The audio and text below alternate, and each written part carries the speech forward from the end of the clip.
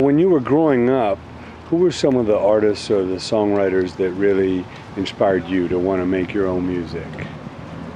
In the beginning was the Beatles, and then later on the Doors, definitely, and also a lot of the early 70s classic rock music, especially Alice Cooper, because he was such a pioneer in starting something new and wanting that shock effect. So as far as going back to the original Alice Cooper band, was it kind of the total package? It was the music with the imagery and just the whole kind of fantasy aspect that moved you? Yeah, what I liked about him was that he was really courageous, because he wasn't afraid to go against the trend, which at that time was still very much influenced by the whole, flower power and this whole, I guess, hippie movement. Mm-hmm. But he was, he wasn't interested in that. He was interested in,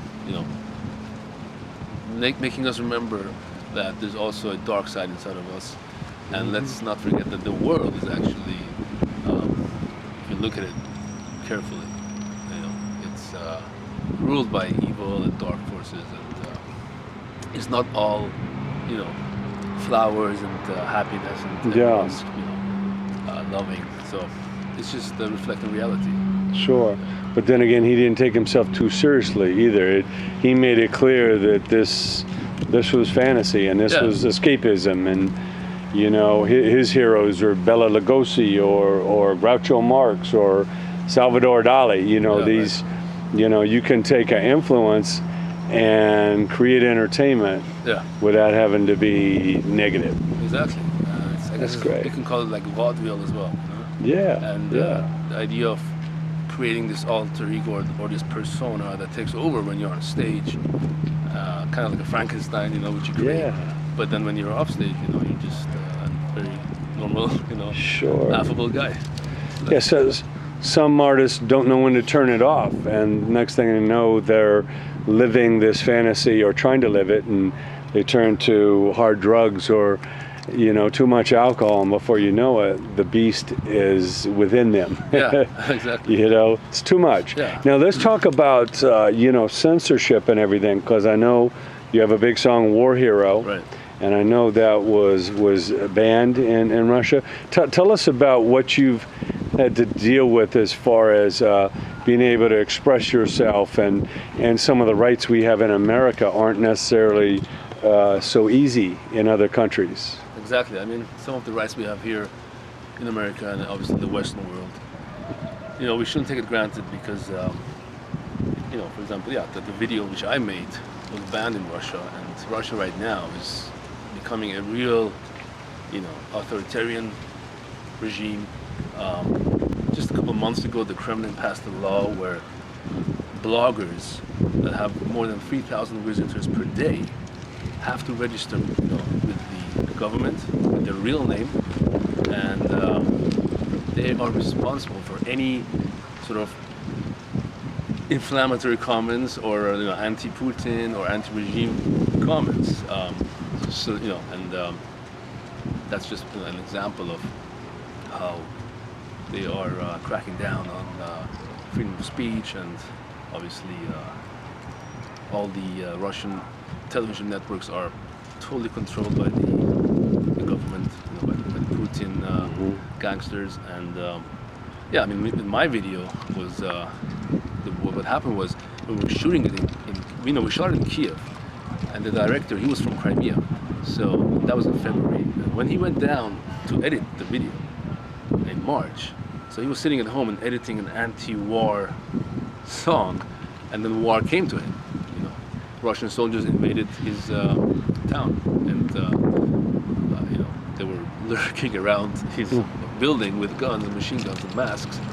And so basically Russia just illegally annexed Crimea, took it away from Ukraine. And the director was obviously stressed out and petrified. So while he was editing it, he exposed Putin in the video. He exposed him as a liar. When in the beginning, when the Russian troops entered or invaded Ukraine, Putin was denying it. So he was saying, "Oh no, it's still not our troops." He made sure they take off the insignia and chevrons, and he actually created this whole. They have a new term for it actually. It's called hybrid war, or hybrid warfare, or clandestine warfare, where you don't do an outright sort of official declaration of war, but rather this, almost like terrorist-like right, operations. Intrusions. And then, so in the beginning he was denying it, but then later on, after the, fake and illegal referendum, which didn't have any international monitors, he admitted it. He said, yeah, they were Russian troops. So we took those two, the director took those two sort of statements of Putin, put him in the clip, which clearly sort of exposed him as a liar. And I think that probably was one of the main factor why it's banned in Russia. And it's not banned, by the way, in Ukraine. Ukrainian television actually is airing it right now as we speak. So, music has always been a very important part of free speech. Obviously, everyone doesn't think the same way, and to be able to express your views and what you feel about something has always been an important part of music. From the '60s and the anti-war and social commentary, and music has done so much to help the homeless and raise money for disease and prevention and research. Why do you feel that music has been such a great platform for people to communicate and express themselves when a lot of times politicians can't? Yeah, I think it's just like one of those things where people sort of look at music as a very special place in their heart. They come home frustrated or disillusioned, they put on a record or iTunes, whatever, and they just sort of, it gives them a chance to escape to another world and kind of this whole escapism as well. But I think it also boils down to the fact that, especially if really well-known and established artists like, let's say, Bruce Springsteen, for example, when he, the lyrics he writes, people just listen. They're interested about his point of view, and he's obviously someone who also tries to draw attention to the social shortcomings or issues which we have in this country. But I think the beauty about it is also that with lyrics, you can, it can be ambiguous to a certain extent, where people have to kind of, especially with rock music, the message is not always clear. Open for interpretation. Exactly. Like, for example, again, staying with Bruce Springsteen, the song "Born in the USA." Right? On the first listen, it might sound like a patriotic, pro-American song, but when you listen deeper, you'll realize that it actually has a lot of critique as well in the song. So I think that's also what attracts people to listen to it. It's important to create dialogue, get people to think and to talk about things. It's too many people, just go through their life and not try to be a part of society. They just go to work and come home and go to work and come home. And I think music is a window to the world of ideas and debate and philosophies. And also, like, politicians just don't have that good image anymore, right? I mean, I think if you make a poll and ask people, most of them would just would be suspicious of politicians. That's just the way it is. Yes. Well, I know you have your live band. You're gearing up for live shows. Tell us about some more of your new music and what any of the particular favorite songs are about, or what the fans are in store for with the new album and tour. Yeah. Well, the new album "Rays of Sun" is coming out in January, and "War Hero" was the single which was released in August. Obviously, that's initially it was just a general anti-war song, which actually I wrote in 2004. That was the aftermath of 9/11 and the sort of the campaigns, the war campaigns of Afghanistan and Iraq, and it was just like an awareness to the fact that war can be devastating, and it actually, the wars, or let's say the number of wars which this country had led, were a tremendous factor in the economic hardships which later followed. And although one thing we must not sort of forget is that we should really keep a tremendous respect for the soldiers and troops, because they're truly heroic, because they're there to sacrifice their life for security and defense of this country. And the problem is with the politicians, obviously.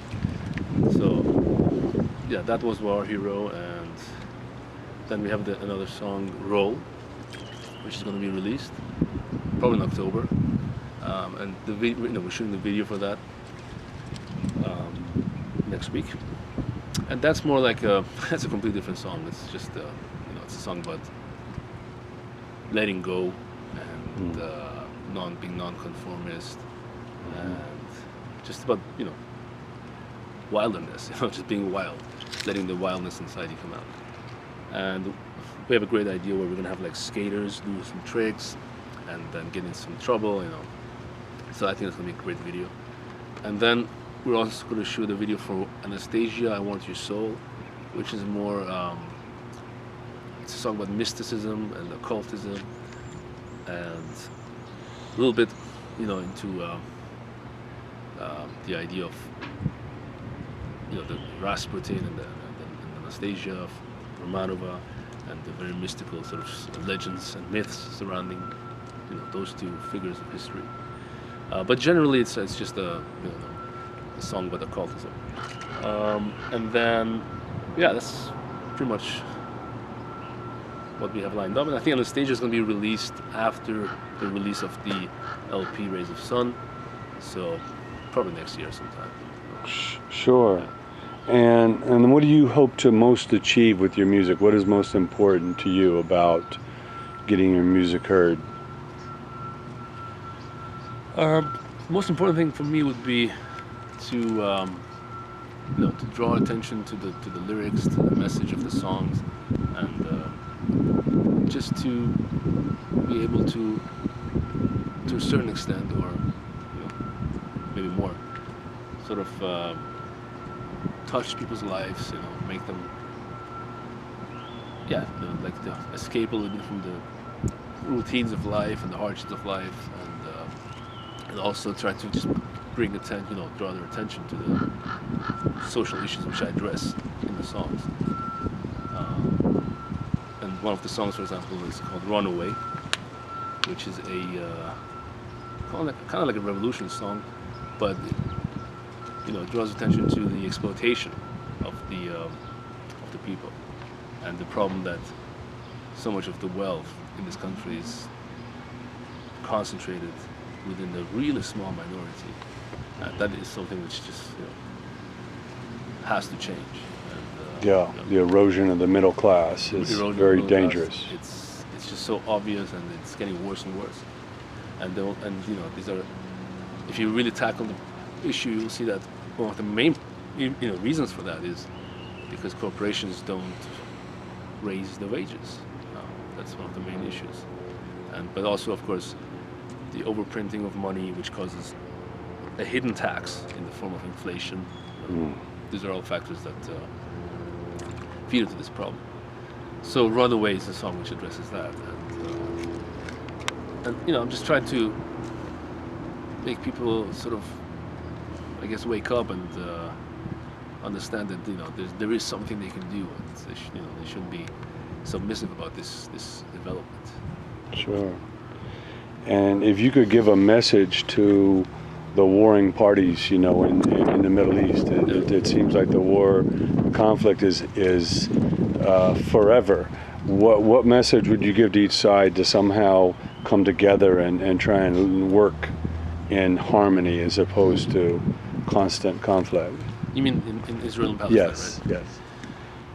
The message would be, you know, to the Palestinians, you know, stop supporting terrorist organizations, stop supporting Hamas, you know, don't give them refuge, because they're an evil terrorist organization who are not interested in, you know, in the Palestinian people's fate anyway. They just want, you know, they're just interested in money and terrorizing, you know,